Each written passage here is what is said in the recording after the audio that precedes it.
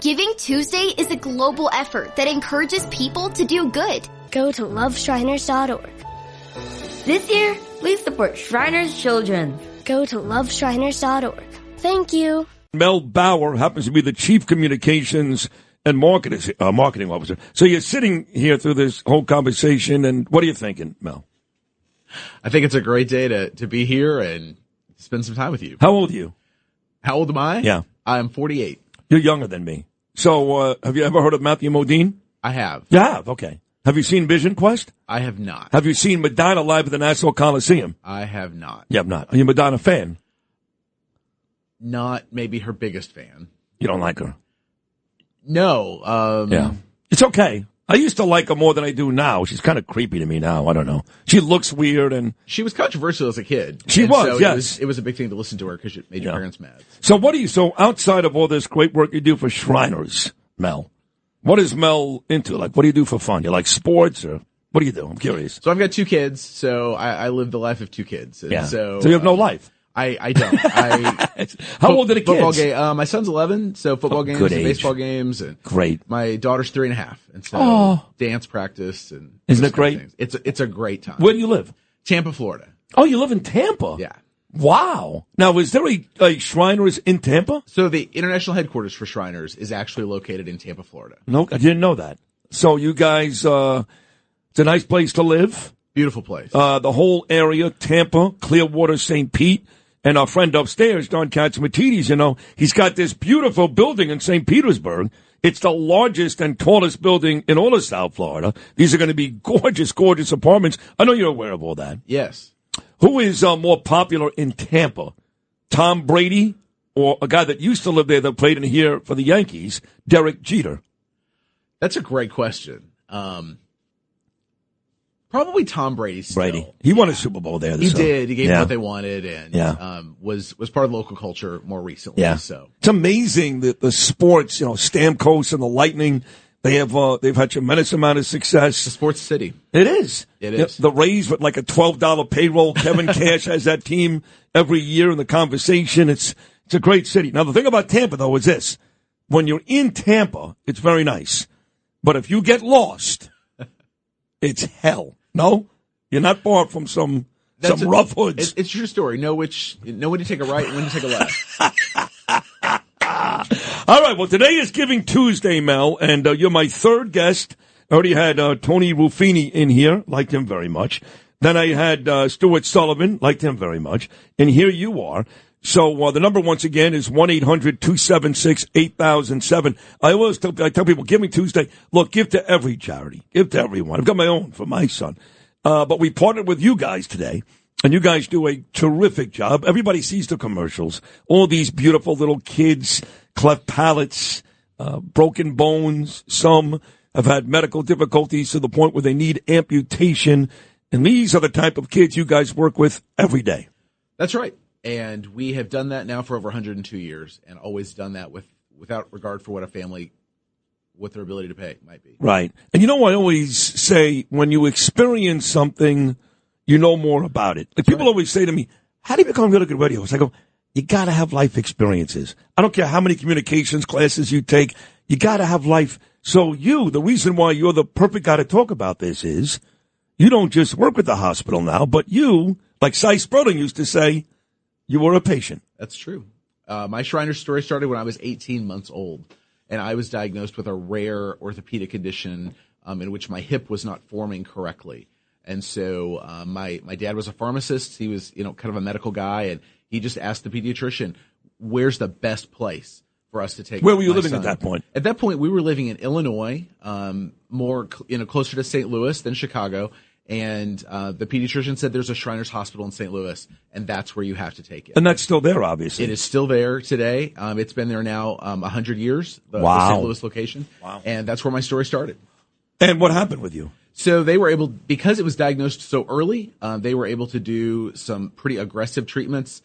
So by the time I was 5, they had worked over a couple of years with the hip issue and allowed it then to do some procedures to allow it to grow completely. And so by the age of 5, I was considered to be, cured from that and was able to stop my treatment. If worse came to worse and there was no Shriners, and thank God there was, because so you're walking, you're fine, and there was no medical help for you, what was the worst case scenario for you? There's a couple of things that could have happened. One, if it wasn't diagnosed so early, the treatments would have been different. It would have been a lot of surgery later on. If it hadn't been diagnosed until later adolescence, it probably would have been a series of multiple hip replacements throughout life. As it was, I had no, residual impact of that. I was able to run a half marathon at age, 30 and, no kidding. And never looked back. Congratulations. Thank you. Because as you're telling me this story, for some reason I'm picturing Forrest Gump with those, with the braces on his legs. I'm serious. I did actually have braces. You I actually did, have right? used that analogy before when people ask, what sort of treatments did you have? And I said, well, I had braces that were very similar to Forrest Gump. They casted my legs and I was in a wheelchair for almost a year. And then once I came out of the wheelchair, I had braces that looked almost identical to the ones he wore in that movie. And ironically, he went on to run. Now, he ran for years. I've done 2 half marathons, both in Fort Lauderdale. It was hot. Not easy. That's a tremendous accomplishment, Mel. Well, I appreciate that. It meant a lot to me. And, when I finished my first one, I've ran a few. My parents were both there. And the first thing my mom said was, if the doctors at Shriners could see you now, because she really appreciated the moment, of what it meant, the significance of being able to do something that most people can't do, starting out as a little kid who they weren't sure if I would ever walk normally or if I would have lifelong impacts because of that diagnosis. What a great story. Oh, your mom and dad still alive? They unfortunately have both passed. I'm sorry. And so you're in Tampa, you're married, you got 2 kids. Yes. Are you still running, or that's basically over at this point? I run to practices for my son, and I run to dance for my daughter, running around a lot. And how, on the way out here, how involved are you with the hospital? Again, you're a former patient. Yes. You're a great advocate. You're speaking here this morning, and it's amazing what you're saying. But how involved are you with the hospital? So the work I do now as the chief marketing officer is trying to connect more patients and families with the incredible services that we offer both here in the United States as well as around the world. And so I have a and you've team got 2 outside the U.S. You've got Canada and you've got Mexico, right? In North America. And then we do international outreach that literally spans the globe. So last year alone, we took care of children from over 170 countries. Wow. The station is on 173 countries, so they're all listening right now.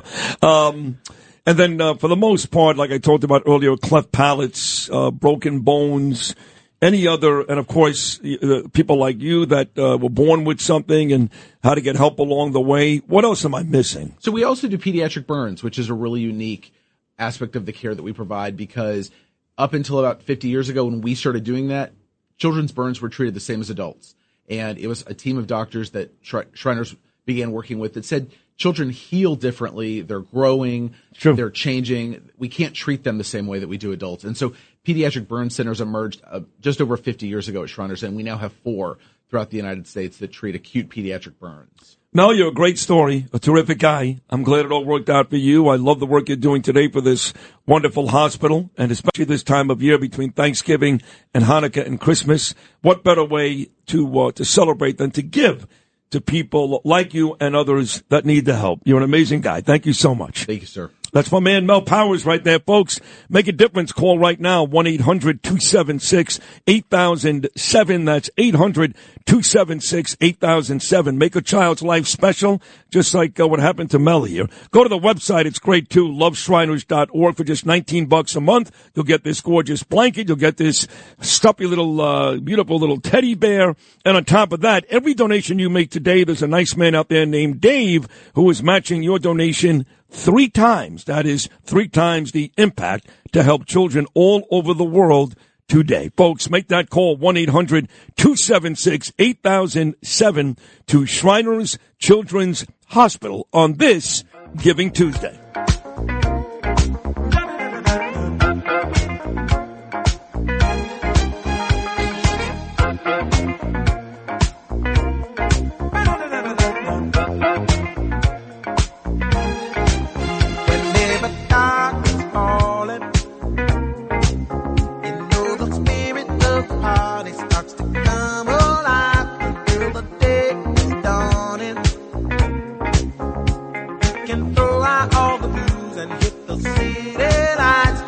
There's music in the air and lots of love in